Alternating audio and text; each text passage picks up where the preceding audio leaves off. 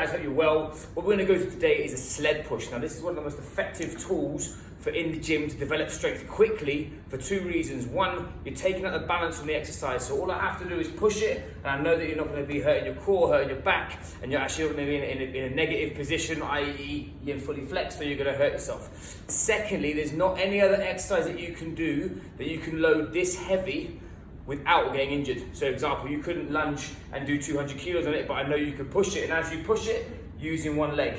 Now, the point of a sled is you're training hip extension. So you've got hip flexion, hip extension, okay? So if you guys want to understand what that is, you use that throughout a deadlift pattern, through a squat pattern, but also stuff like running is obviously a massive implication of that, and extending your hip.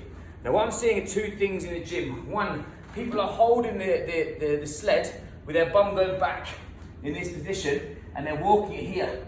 Now what they'll see is they're always in hip flexion, okay? They're never training that straight pattern, finishing from a shoulder, hip and foot.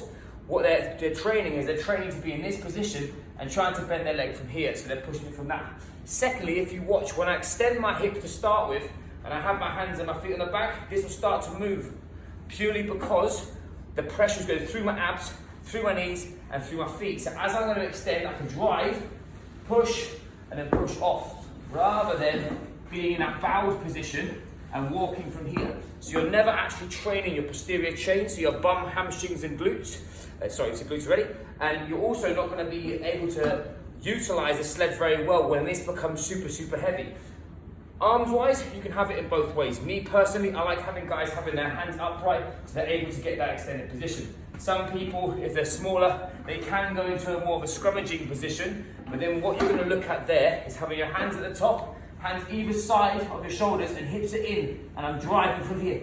I'm not sat back there, okay? So we always want to have the integrity of our shoulder, hip and foot. Likewise, this is an exercise you can use for beginners all the way up to elite athletes, and especially in this time after the COVID period, when we're all a little bit weaker than we were before. This is definitely the number one piece of equipment you should be using.